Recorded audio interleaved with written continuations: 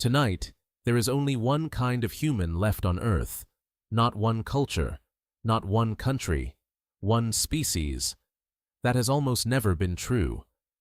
For most of the time humans have existed, the planet was shared.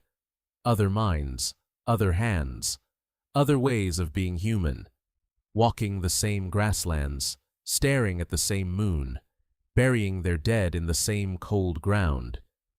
Then your ancestors left Africa, and within a geological blink, every other human lineage was gone. The last video on this channel told you that they disappeared. Tonight is different. Tonight is about the part that should make you uncomfortable. Why you? Why Homo sapiens became the only humans left? And what that victory still costs you in a world your brain was never built for. Roughly 300,000 years ago, your species appears in Africa, but you are late to the story. In Europe and Western Asia, Neanderthals, brains as large as yours, fire, tools, pigment, burials that look uncomfortably like grief. In Asia, Denisovans, we barely have their bones, we have their genome. From Siberia to Southeast Asia, they were not a footnote, they were a success. On Flores, Homo floresiensis, small bodies, stone tools, a brain a third the size of yours, and still human enough to survive on an island for ages. In the Philippines, Homo luzonensis, only named in 2019. And inside modern African DNA, geneticists still find shadows of archaic lineages we have not even named yet. The world was not waiting for you. The world was already full of humans. Then you moved, and the pattern repeated almost everywhere your ancestors arrived. The others vanished. So the real question is not, did they disappear? We know they did. The real question is, what did you have that they did not? There is no single magic trait, no Hollywood invention moment. What you had was a stack, small advantages that compounded until the planet could only hold one kind of human. 4 of them matter most. Start with people. Anthropologist Robin Dunbar's work on social brain limits is famous for a reason. Human groups can track roughly 150 stable relationships before the web starts to tear. But the deeper point is not the number, it is flexibility. Evidence suggests Neanderthal populations were often smaller, more scattered, more tied to local territory. Brilliantly adapted, and brittle when the climate swung or game moved. Your ancestors appear better at building wider networks, trading shells hundreds of kilometers from the sea, moving ideas between bands, absorbing strangers, rebuilding after disaster because the tribe was not only the people in front of you, it was the people 2 valleys away who still owed you a favor. In a harsh world, the species that can call for help across distance does not just survive winter, it owns the map. And that wiring never left you. You still panic when the group goes quiet. You still scan for status, belonging, exclusion. That is not modern weakness. That is the same social radar that helped you outlast humans who may have been stronger in a one-on-one fight and lonelier in a crisis. Second, how knowledge moved. Other humans made tools, taught children, almost certainly communicated. But many researchers argue Homo sapiens pushed symbolic language and high-fidelity teaching further. Not just rock means food, but stories, plans, imaginary futures, rules that exist only because a group agrees they exist. When you can explain a hunt that has not happened yet. When you can warn about a predator nobody has seen this season. When a grandmother can teach a technique to a child who will still use it after she is gone.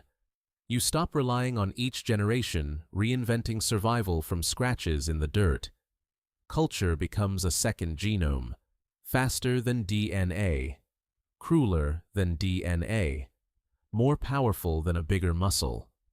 Neanderthals were not dumb. That cartoon is dead. The dangerous possibility is subtler.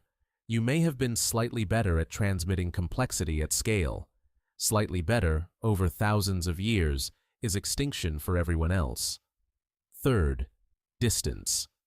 A body-to-body fight with a strong Neanderthal is not a fight you want. But projectile technology, thrown spears, later bow and arrow systems in some regions, changes the math. You do not have to win with bone density. You win with range, coordination, and the courage to stand further back while the group works as one mind. Archaeological debates continue about exact dates and which species used what first. Honesty matters here. We do not have a perfect timeline carved in stone. What we do see is a long trend. Homo sapiens assemblages increasingly look like people who could shape landscapes with planning, traps, long-distance hunting, and tools that multiply one pair of hands into a system. Violence may have happened. Competition almost certainly happened. But war is too simple. Often it looks more like this. You entered the same valleys, hunted the same animals, weathered the same winters, and your package of range plus numbers plus information made their package slowly impossible. Not always a massacre. Sometimes a silence that grew year after year until the last campfire went out. Fourth, and this one is easy to miss, you take a long time to grow up. Helpless infants, long childhoods, grandparents, food sharing, care for the injured. All of that is expensive.